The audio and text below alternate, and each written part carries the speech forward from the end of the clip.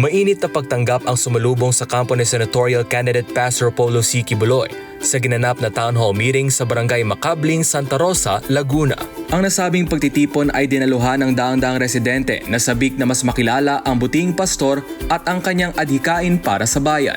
Sa pahayag ng punong barangay na si Ginang Adorasyon Ong Iko, kanyang pinuri ang makadiyos na paninindigan ni Pastor Quiboloy at ang malasakit nito sa kapwa. Nakita ko sa kanya na talagang makadiyos siya. Pag ang tayo makadiyos, mahal niya ang Panginoon at mahal din niya ang kapwa. Alam ko na siya ang tunay na makakatulong sa amin, lalo na sa mga nangangailangan, ani Kapitana Ong Iko. Samantala, isa sa mga dumalo sa town hall meeting ay si Dennis Bustilo, mas kilala bilang Mama Dens, na isang regional director ng Piliin Mo Pilipinas movement. Ibinahagi niya ang kanyang naging obserbasyon kay Pastor Quiboloy, lalo na noong kasagsagan na pagsabog ng Bulkang Taal. Noong una hindi ko siya kilala, pero noong sumuporta siya kay Pangulong Duterte, doon ko nakita kung gaano siya katapang at kabait. Nakita ko rin ang kanyang pagiging matulungin, lalo na sa mga nasalanta ng pagsabog ng Bulkang Taal, ani Mama Dens. Isa rin sa mga dumalo sa naturang rally, si Nanay Zenaida, na nagkaroon ng mga agam-agam tungkol sa mga paratang laban kay Pastor Quiboloy. Subalit matapos marinig ang mga pahayag ng buting pastor, nawala ang kanyang mga pagdududa.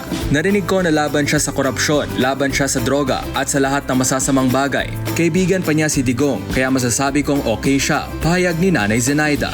Ang matagumpay na campaign rally sa Santa Rosa, Laguna ay patunay ng lumalakas na suporta ng taong bayan kay Pastor Polo C. Quiboloy at sa kanyang advokasya para sa Diyos at sa bayan.